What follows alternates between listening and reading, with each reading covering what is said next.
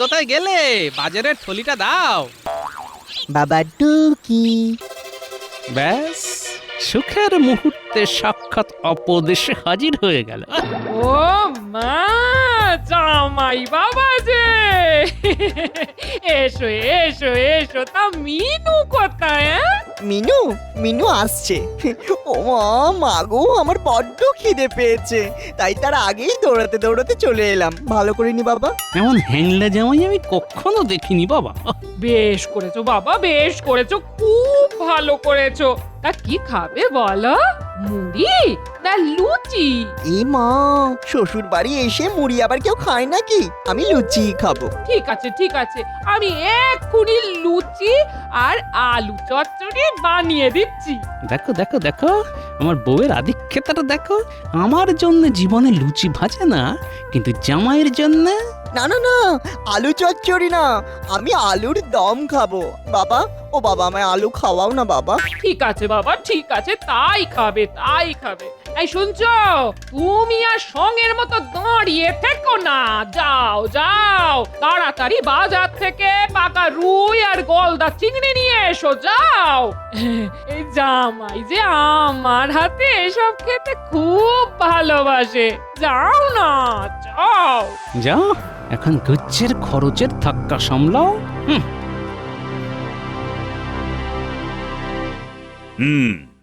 আজ তোমাদের সাথে আমার একটা বিশেষ আলোচনা আছে। আছে যখন তখন শুরু করে ফেলুন মহারাজ। শোনো, আগামী বুধবার আমার বাবার মৃত্যুবার্ষিকী। তো আমি ঠিক করেছি ওই দিনে আমি আমার রাজ্যের সব প্রজাকে এক ভাঁড় করে রসগোল্লা বিতরণ করব। বাহ বাহ, খুব ভালো। কিন্তু কাজটার মধ্যে তো একটা বড় সমস্যা তৈরি হয়েছে। এতে আবার সমস্যা কিসে? ভোলা ময়রাকে বলে দেব। এত লোকের রসগোল্লা ভোলা বানিয়ে দিতে পারবে না। পারবে না বললেই হলো, ও না পারলে ওর ঘাড় ধরে করিয়ে নেব। না মন্ত্রী, সব ব্যাপারে গায়ের জোর ফলানোটা ঠিক কথা নয়। আরে আমি নিজে ভোলাকে ডেকে পাঠিয়েছিলাম, কিন্তু পিঠের ব্যথায় ও এখন বড্ড কাবু হয়ে পড়েছে।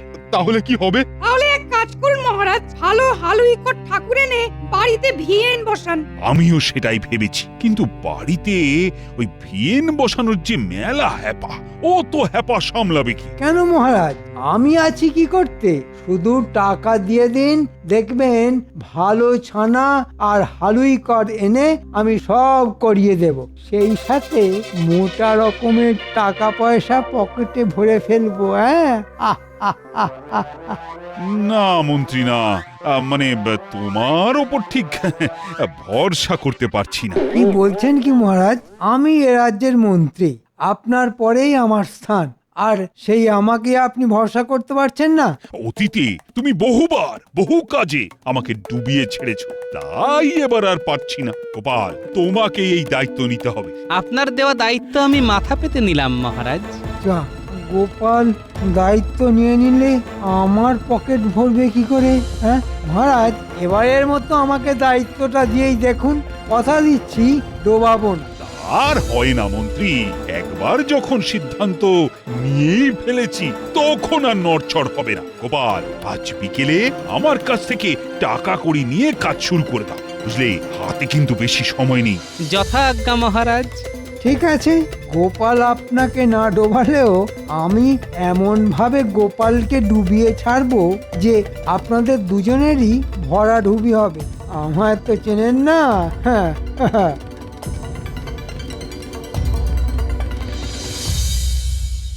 কি বলছো গো বুড়ো? বাবার মৃত্যুবার্ষিকীতে মহারাজ রাজ্যি শুদ্ধ লোককে রসগোল্লা খাওয়াবে না? কি ভালো সময়ে এসে পড়েছি। কত রসগোল্লা যে খাবো, রসগোল্লা খাবো, রসগোল্লা রসে হাত ধোবো। একদিনের জন্য হলেও জীবনটা পুরো রসগোল্লাময় হয়ে যাবে। কি মজা! তুমি কি থামবে? আমি মরছি নিজের চিন্তায়, আর ইনি নাচছেন খাবার আনন্দে। কেন শ্বশুর মশাই, আপনার আবার চিন্তা কিসের? আপনিও তো খাবেন। না, শুধু খেলে এলেই চলবে না, এই বিরাট যজ্ঞের দায়িত্ব এসে পড়েছে আমার ঘাড়ে। ওরে বাবারে বাবা, সে তো আরো মজার। আপনি যখন সর্বেসর্বা হয়েছেন তখন তো আমি আরো বেশি করে খাবো। কি মজা! ধ্যাত্তের, শুধু খাই খাই আর খাই। শোন বটা ঘটা, যার জন্য তোদের ডেকে পাঠিয়েছি, খুব বড় একটা কাজ আছে। সে তো আমরা জানি মন্ত্রী মশাই, এমনি এমনি তো আর আপনি আমাদের ডেকে পাঠান না। যা বলছি মন দিয়ে শোন।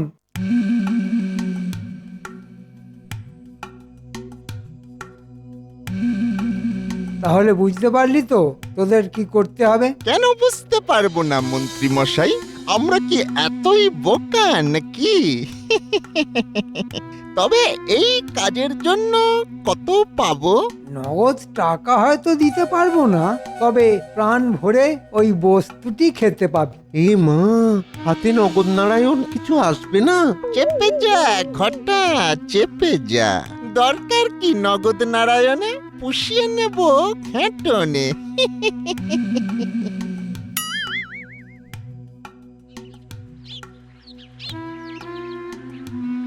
গিন্নি, আমি একটু বেরোচ্ছি। এখনো তো রোদ তেমন পড়েনি, এই ঠাঠা রোদের মধ্যে এখন চললে কোথায়? মহারাজের কাছে আজ থেকেই তো রসগোল্লা বানাবার জোগাড় যন্ত্র শুরু করে দিতে হবে। শ্বশুর মশাই, আমিও যাব। তুমি আবার সেখানে গিয়ে কি রাজকার্যটা করবে শুনি? আপনি থাকতে আমি আবার কোন রাজকার্যটি করব? আমি তো খাবো, খেতে যাব। খেতে যাবে মানে? ইমা কিচ্ছু বোঝে না, বোকা। আমি তো আপনার জামাই, তা আমাকে দেখি রানীমা আদর করে ভালো মন্দ কিছু খাওয়াবে না? নিশ্চয়ই খাওয়াবে। গিন্নি, কাজে বেরোবার সময় এই ন্যাকা জামাইটাকে সামনে থেকে সরাও, না হলে কিন্তু অনর্থ বানিয়ে ছাড়বো বলে দিলাম। ইমা নিয়ে গেল না। বাজে শ্বশুর, পাজি শ্বশুর, দুষ্টু শ্বশুর। আমি যাব।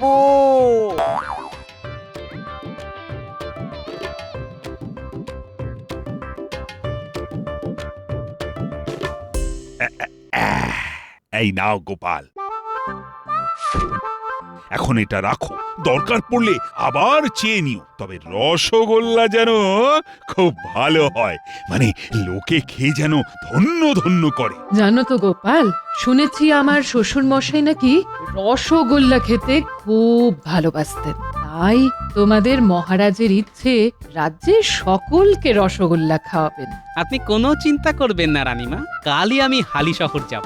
শুনেছি খুব ভালো জাতের হালুইকর ঠাকুর পাওয়া যায় সেখানে। তার সঙ্গে পাকা কথা বলে ছানা আর চিনির বন্দোবস্ত করে ফেলবো। আগামী মঙ্গলবার সকাল থেকেই ভিয়েন শুরু হয়ে যাবে। দেখো দেখো রানী, গোপালের কি গোছানো কাজ।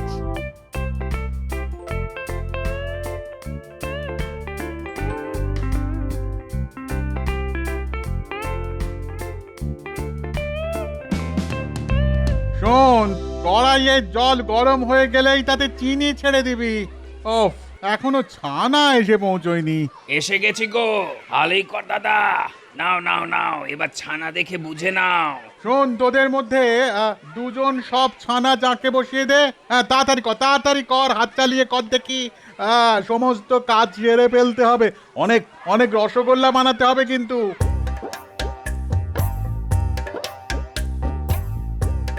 দেখুন মহারাজ, কাজ কেমন এগোচ্ছে। বাহ বাহ বাহ, সবকিছু তো বেশ ভালো মতো এগোচ্ছে দেখছি। দেখছো রানী, এই জন্যই বলে গোপাল যে কাজই দেবে সেই কাজই একেবারে নিখুঁত ভাবে করার চেষ্টা করবে। আচ্ছা গোপাল, রাজ্যের সকলকে খবর দেওয়া হয়েছে তো? আমি নিজে বাড়ি বাড়ি গিয়ে সকলকে বলে এসেছি। আর আমাদের মন্ত্রী, ওকে বলতে আবার ভুলে যাওনি তো? পাগল, আমি তো মন্ত্রী মশাইকে দিয়েই নিমন্ত্রণ শুরু করেছি। বাহ বাহ বাহ, খুব ভালো খুব ভালো। হ্যাঁ,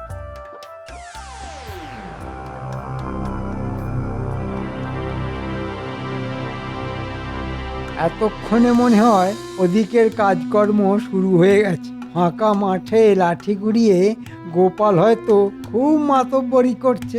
করে নে, যা পারিস আজকের দিনটা করে নে, এরপর তো শুরু করব আমার খেলা। বাবা, এমন খেলা খেলে দেব না যে কাল সকালে কাঁদবার সময়টুকুও পাবি না। হ্যাঁ গো, কালকে তো মহারাজের বাবার মৃত্যুবার্ষিকী না? তো না মানে রাজবাড়িতে এত বড় একটা এলাহি কাণ্ড হতে চলেছে, আর সেখানে না গিয়ে তুমি ঘরের মধ্যে পায়চারি করে বেড়াচ্ছ। তা কি করব? শুনেছি সেখানে নাকি মস্ত ভিয়েন বসেছে, তা একবার তো সেখানে গিয়ে দাঁড়াতে পারতে। দেখো, ওসব বাজে কাজে সময় নষ্ট করার মতো সময় আমার নেই। এই জন্যই না মহারাজ তোমাকে দেখতে পারেন না। পারে না তো পারে না, তাতে আমার ভারী বয়েই গেল। যাও, নিজের কাজে যাও। যাচ্ছি বাবা যাচ্ছি। কি মেজাজ!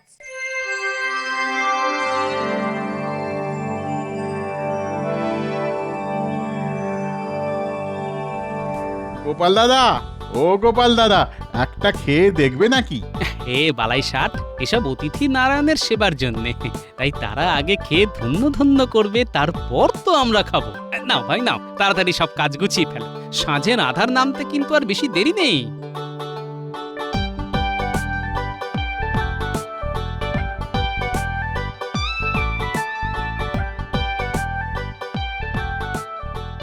কি গো বাবা, সেই কোন সকালে বেরিয়েছিলে, ফিরতে এত দেরি হলো? আরে বাবা, কাজের ঝুঁকি কি কম রে? সব রসগোল্লা তৈরি হলো, তারপর সেগুলো গামলায় রেখে পরিষ্কার কাপড়ে চাপা দেওয়া হলো, তারপর আমার ছুটি। তাহলে তাড়াতাড়ি হাত মুখ ধুয়ে এসো, আমি চট করে 4টি ভাত ফুটিয়ে দিচ্ছি। শ্বশুর মশাই, কতগুলো রসগোল্লা তৈরি হলো? অগুন্তি। তা তার থেকে 2-4টে নিয়ে আসতে পারলেন না? গরম গরম রসগোল্লা যে কি সুস্বাদু! আহ, আবার তুমি হ্যাংলাপনা শুরু করে দিলে। বাবারি বাবারি বাবা, এতে আবার হ্যাংলাপনার কি দেখলে? আমার বুঝি গরম রসগোল্লা খেতে ইচ্ছে করে না? আর নিজের শ্বশুর মশাই তো এখানে হর্তাকর্তা। আরে লোকে তো শ্বশুর বাড়ি ঠেন্টন মারতেই আসে। এই মা, বাজে কথা বললাম, মানে খেতেই আসে, তাই না শ্বশুর মশাই? মিনু, তোর বরকে চুপ করতে বল। চুপ, একেবারে চুপ। উফ, আরে বাবারে বাবা, শুধু শাসন আর শাসন। এটা শ্বশুর বাড়ি না অসুর বাড়ি। তোর ভাল লাগে না।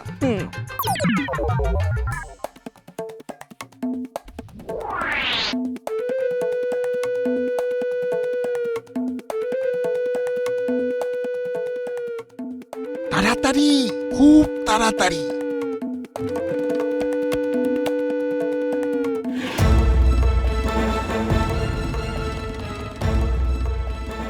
খা খা, প্রাণ ভরে আজ শুধু রসগোল্লা খেয়ে যা।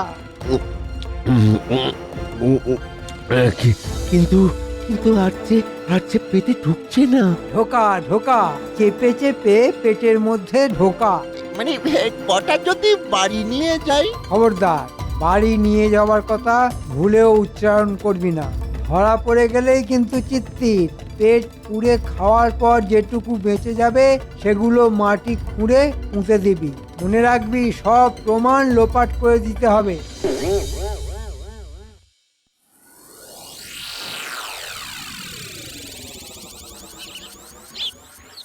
গোপাল দাদু, ও গোপাল দাদু। কিরে, কিছু বলবি?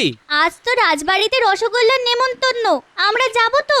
আরে সে তো অবশ্যই যাবি, দাঁড়া, আমিও যাবার জন্য তৈরি হয়ে নিয়েছি। চল, সকলে মিলে একসাথেই যাই। এ বাবা, সকলে রসগোল্লা খেতে যাবে আর আমি বুঝি এখানে দাঁড়িয়ে দাঁড়িয়ে আঙুল চুষবো? তুমিও যাবে? বারে, যাবো না। আমি কিন্তু তোমার মতো হ্যাংলা জামাইকে সঙ্গে করে নিয়ে যেতে পারবো না। আপনার সঙ্গে যেতে আমার ভারী বয়েই গেছে, আমার বুঝি পা নেই। তাহলে একলা একলা যাও। হ্যাঁ, যাবোই তো, একলা একলা যাবো আর একলা একলা খাবো। কিন্তু জামাই বাবু, তুমি তো কৃষ্ণনগরের বাসিন্দা নও, তোমাকে যদি না দেয়, মহারাজ তো বলেছেন যারা তার প্রজা, রসগোল্লা শুধু তারাই পাবে। মজা আর কি, আমায় না দিলে আমি ঝগড়া করে ঠিক আদায় করে নিয়ে আসবো। দুষ্টুর দল, শুধু শুধু ভয় দেখায়।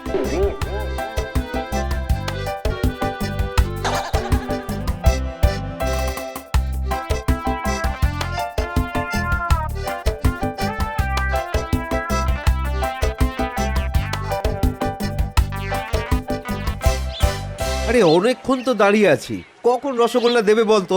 দেবে দেবে, ঠিক দেবে। দেখেছিস, মহারাজ রানীমা কেউ এখন আসেননি। এই এই শেষে এসে প্রথমে দাঁড়াতে আছিস কেন? শেষে যখন এসেছিস একদম শেষে গিয়ে দাঁড়া। বাবারি বাবা, কি মেজাজ! কৃষ্ণনগরের লোকগুলো যেন কেমন, কেউ যেন কৃষ্ণের বাঁশির সুরে কথাই বলতে পারে না, বাঁশির বদলে সবকটাই যেন ফাটা বাঁশ। তবে রে, উরি বাবা, মারবে নাকি? ছু ছু। তোরা এখানে দাঁড়া, আমি ভেতর থেকে আসছি।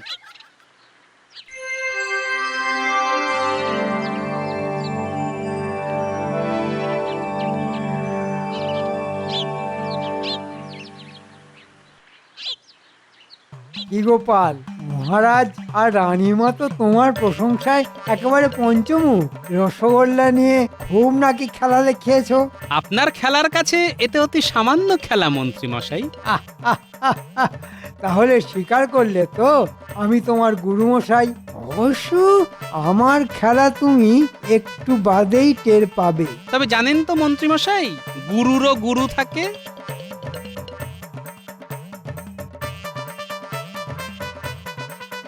আরে তোমরা এখানে?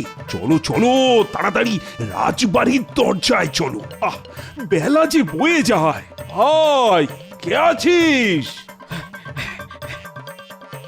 আদেশ করুন মহারাজ। শোনো, লোকজন জোগাড় করে রসগোল্লার গামলাগুলো নিয়ে রাজবাড়ির দরজায় চলে এসো। আর উঠোনে অনেক মাটির ভাঁড় এনে রাখা হয়েছে, সেগুলো নিয়ে এসো। যথা আজ্ঞা।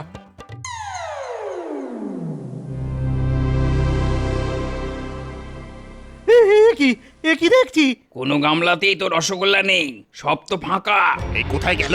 কে খেলো? চলো চলো চলো চলো চলো, এক্ষুনি মহারাজকে গিয়ে খবর দিই। কিরে ঘটা, এবার কি হবে? সকলের সামনে মহারাজের মাথা কাটা যাবে। কি হলো বলো তো গোপাল? মানে রসগোল্লা আনতে রক্ষীরে তো দেরি করছে কেন? মহারাজ মহারাজ মহারাজ, সর্বনাশ হয়ে গেছে মহারাজ। কি হয়েছে? সব গামলা ফাঁকা, কোনো গামলার মধ্যে একটাও রসগোল্লা নেই। ও গোপাল, এরা এসব কি বলছে? এটা কি করে হবে মহারাজ? কাল বাড়ি যাবার আগে আমি সব গামলা কাপড় দিয়ে ঢেকে ঘরের দরজায় শেকল তুলে দিয়ে গিয়েছিলাম। কি বললে গোপাল? কাপড় চাপা দিয়ে রেখে গিয়েছিলে? হ্যাঁ, এই তোমার বুদ্ধি।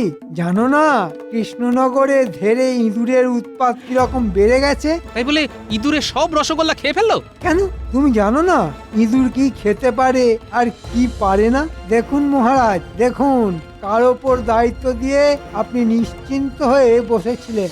আমি হলে কিন্তু নিজে লাঠি হাতে সারা রাত পাহারায় থাকতাম। তা না, ও ঘরে গিয়ে ঘুমিয়ে পড়ল আর ইঁদুরের রসগোল্লা খেয়ে সকলের সামনে আপনার উঁচু মাথা হেঁট করে দিল। মন্ত্রী মশাই এত ইঁদুর ইঁদুর করছে কেন? এর মধ্যে যে অন্য কিছুর গন্ধ পাচ্ছি। কি হলো মহারাজ? এই রোদের মধ্যে আমরা আর কতক্ষণ দাঁড়িয়ে থাকবো? হ্যাঁ, আর কতক্ষণ দাঁড়িয়ে থাকবো? ওহ, কি উত্তর দিই এখন? বড় মুখ করে মানুষগুলোকে ডেকে এনে এখন কি জবাব দেব বলো তো? বলে দিন সব রসগোল্লা ইঁদুরে খেয়ে গেছে। মানুষের বদলে ইঁদুর? হ্যাঁ, কিন্তু কিছু তো একটা বলতে হবে নাকি? চুপ করো তুমি, একটা অপদার্থ, আহাম্মক! যাও যাও, আমার চোখের সামনে থেকে দূর হয়ে যাও। সে না হয় চলে যাচ্ছি মহারাজ, তবে একটা ইঁদুরও কিন্তু বাঁচবে না। মানে? ইঁদুরে খেয়ে নিতে পারে ভেবেই তো কাল রাতে বাড়ি যাবার আগে কয়েকটা রসগোল্লার গামলায় আমি বিষ মিশিয়ে দিয়ে গেছি। বিষ? হ্যাঁ, খুব কড়া বিষ। কাল রাতে খেলে আজকের মধ্যেই সব মরে যাবে। ওরে বাবা, ওরে বাবা, আমার যে এখনো বিয়ে হয়নি, এর মধ্যেই মরে যাব। আর আমি মরলে আমার বউটা যে বিধবা হয়ে যাবে।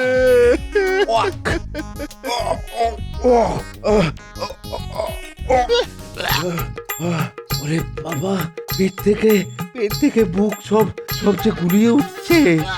আমার যে গলা জ্বলে যাচ্ছে। ও মন্ত্রী মশাই, আপনার জ্বলছে না? ওরে বৌড়ির বাবা! বাবা, মুখের ওষুধে দেখছি জব্বর কাজ হয়েছে। ওটা খটা, তোরা এসব কি বলছিস? আমাদের কোনো দোষ নেই মহারাজ। ওই মন্ত্রী বেটার কথায় কাল রাত্রে আমরা ভাড়ার ঘর থেকে সব রসগোল্লা চুরি করেছিলাম। ওরে চলে যাচ্ছে চলে যাচ্ছে চলে যাচ্ছে। আর আর তার থেকে পেট পুড়ে ওই তিনজন মিলে খেয়েছি, আর বাকিগুলো ওই মাটিতে পুঁতে রেখেছি। কিন্তু কিন্তু তখন কে জানতো ওই রসগোল্লায় বিষ মেশানো আছে? মন্ত্রী, এসব তাহলে তোমার কাণ্ড? শুনেছি মরার আগে মিথ্যে বললে নাকি নরকবাস হয়, তাই সত্যি কথাটাই বলছি। গোপালকে সকলের সামনে ছোট করব বলে আমি এই কাজটা করেছিলাম। হ্যাঁ মহারাজ, এটা একেবারে সত্যি। এবার তাহলে আমি সত্যি কথাটা বলে ফেলি। রসগোল্লায় কোনো বিষ আমি মেশাইনি, শুধু দুপে ইঁদুরকে ধরার জন্যই আমি এটা বলেছিলাম। তার মানে কথার জালে আবার তুমি আমাকে ফাঁসালে। একটু আগে কি বলেছিলাম, গুরুরও গুরু থাকে, তাই আপনি গুরু হলে আমি হলাম গুরুর গুরু। বাবা গোপাল দাদু, তোমার কি বুদ্ধি! কার শ্বশুর দেখতে হবে তো। মহারাজ, এই রোদপুরের মধ্যে আমাদের এইভাবে হয়রান করার জন্য ওই মন্ত্রী মশাইকে কিন্তু শাস্তি দিতে হবে। হ্যাঁ, শাস্তি দিতে হবে, শাস্তি দিতে হবে। হ্যাঁ, শাস্তি তো পাবেই। শোনো মন্ত্রী, আজ রাতের মধ্যে বটা ঘটাকে সঙ্গে করে আবার রসগোল্লা বানাতে হবে তোমার, আর এই সব খরচা তোমার। এত টাকা আমি কোথায় পাবো মহারাজ, কোথায় পাবো? এসব আমি জানি না, আর না পারলে তিনজনকেই কঠিন শাস্তি দেব আমি। আমি কিন্তু এবারে তদারকিতে থাকবো, আর এই দুষ্টুগুলোকে সাথে নিয়ে মাঝে মধ্যে রসগোল্লা চেখে দেখবো। এই বলে দিলাম কিন্তু। হ্যাঁ।